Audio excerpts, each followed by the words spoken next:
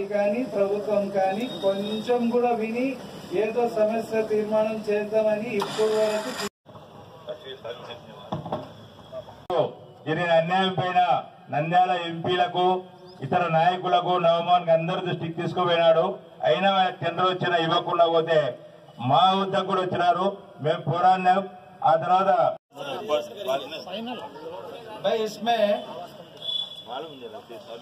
अभी मैं हजरात से दरखास्त किया, हमारे मस्तान साहब पार्टी के एतबार से समझते हैं, उलमा भी इसमें तशरीफ लाए हैं बहुत सारे, पूरे पार्लियामेंट नियोजकवर्गम से बड़ी कुर्बानी, मौसम साजगार न रहने के बावजूद वक्त निकालकर कुर्बानी देकर आए हैं। यहाँ पर एक लंबी बात नहीं, जैसा वक्त జరగబోయే ఈ అబ్దుల్ సలాం న్యాయం జరిగేంత వరకు మనం ఐక్యంగా ఉండాలి, ఉద్యమించాలని తెలియజేస్తూ అవకాశం ఇచ్చేందుకు ధన్యవాదాలు. కాబట్టి మేము సిపిఐ పార్టీగా ఒకటే చెప్తున్నాం. కార్యక్రమం నుంచి సిపిఐ, ఇన్సాఫ్, ఆవాజు, అదేవిధంగా అన్ని ప్రజా సంఘాల తరఫున మేము ఇక్కడ ఉద్యమిస్తున్నాం. దినదిన చర్యగా మేము దీనికి పోరాటం చేస్తున్నాం. కాబట్టి రేపు 30వ తేదీ కార్యక్రమం జయప్రదం కావాలంటే మనమందరం ఒక బంద్ లాంటిదా లేకపోతే ఒక నిరసన లాంటిది చెప్తే బాగుంటుంది.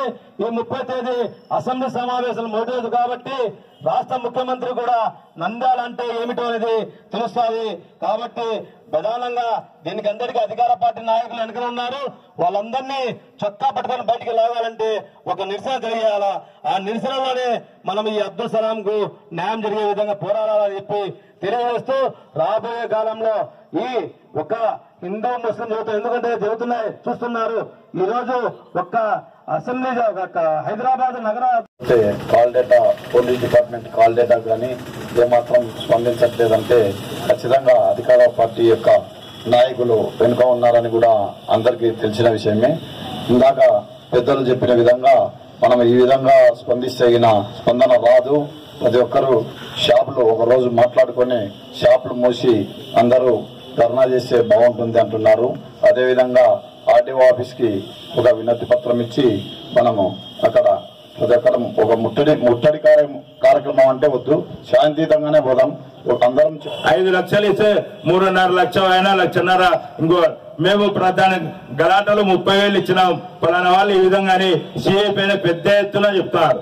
అదేవిధంగా గంగాధర్ పైన ప్రతి చిన్న అంగడి పెట్టుకునేవాడు కూడా వీడు పెద్ద దొంగ, వీడు పెద్ద అవినీతి పరుడు, వీడు ఎక్కడ పోయినా కానీ డబ్బులు తినేవాడు అనే పద్ధతిలో గంగాధర్ అని టీం పైన చెప్తున్నారు. మరి ఇన్ని జరుగుతున్నా మనం నోరెత్తని పరిస్థితి ఉంది. కాబట్టి అన్ని మండలాల్లో వీటిపైన తీసుకొని పోవాలనే ఆలోచనతో నిర్ణయం తీసుకోవడం జరిగింది. ఆ నిర్ణయాలన్నింటినీ అనేక ఉద్యమాల ద్వారా మేము చేసినప్పుడు కూడా చాలా మంది అవులాయిగా మాట్లాడిన వాళ్ళు ఉన్నారు, తెలియని పద్ధతుల్లో మాట్లాడిన వాళ్ళు ఉన్నారు, చూసి చూడనట్టు పోయిన వాళ్ళు ఉన్నారు, మారల్ గా సపోర్ట్ చేసి ముసలిళ్ళైనా వచ్చి కూర్చున్న వాళ్ళు కూడా ఉన్నారు. ఇటువంటివన్నీ రాజకీయ ఎత్తుగడలతో వైసీపీ వాళ్ళు చేస్తున్నారు. కాబట్టి వైసీపీ వాళ్ళను జనసేన, బీజేపీని మినహా అన్ని పార్టీలను పిలవడం జరిగింది. వాళ్ళు జగన్మోహన్ రెడ్డి ఏం చేయకుండా ఆ విధమైన పద్ధతిలో చేస్తున్నట్టు ప్రచారం చేసి మోహన్ దొంగతనంగా మసీదులో ఉన్న ఇసుకలో మట్టిని తవ్వుకొని పోతుంటే మైనార్టీల ద్వారానే రౌడిజం చేసి కొట్టించినాడు.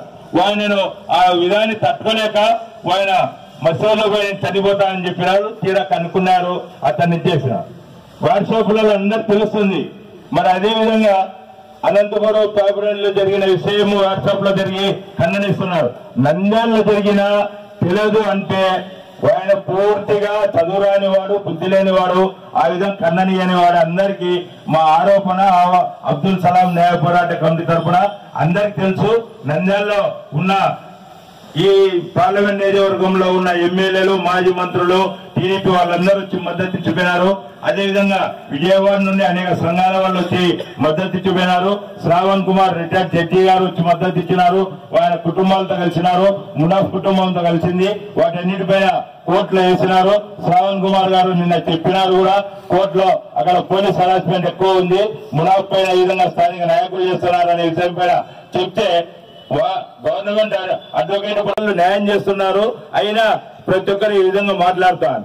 ఆ న్యాయము, ఆ పద్ధతులు పోలీసులకు భయపడి చాలా మంది చెప్పని వాళ్ళు ఉన్నారు. మాతో వచ్చి చెప్తున్నారు, మేమే సిఐకి ఆ తర్వాత కామ్గా ఊకే కూర్చుంటారని ఆ మైండ్తో గాయపడితే మీరు సిబిఐ విచారణ అడిగినారు. మీరు ఈరోజు సీఎం కుర్చీలో ఉన్నారు, ఆ రోజు ప్రతిపక్ష నాయకులు మీరు. అప్పుడు ఏమడిగినారు? నమ్మకం లేదు, రాష్ట్ర ప్రభుత్వం మీద నమ్మకం లేదు, విచారణ జరిపించాలి అని మీరు డిమాండ్ చేశారు. ఇప్పుడు అబ్దుల్ సలాం న్యాయ పోరాట కమిటీ అబ్దుల్ సలాం కుటుంబానికి న్యాయం జరగడం లేదు, అది ఇచ్చాం, అది చేశాం, 25 లక్షలు ఇచ్చాం, అవుట్ సోర్సింగ్ ఉద్యోగం అంటారు. జనాలు నవ్వుతున్నారు. అది కూడా ఎవరికి అవుట్ సోర్సింగ్ ఉద్యోగం? మరదలు. అయ్యా లీగల్ హెడ్స్ ఉన్నారా? కొడుకు ఉన్నాడా? బిడ్డ ఉందా? భార్య ఉందా? అందరు చనిపోయారు, అందరు ఆత్మహత్య చేసుకున్నారు. మళ్ళీ మీరు ఈ డ్రామాలు ఆపి దయచేసి ఇమీడియట్లీ మనం ఏదైతే డిమాండ్స్ పెట్టినామో ఆ డిమాండ్స్ మీరు కంప్లీట్ చేయకపోతే, అక్సెప్ట్ చేసి ఇంప్లిమెంట్ చేయకపోతే రాష్ట్ర వ్యాప్తంగా ఈ ఉద్యమాలు ఇంకా పెద్ద స్థాయిన జరిపిస్తామని మీకు హెచ్చరిస్తున్నాం.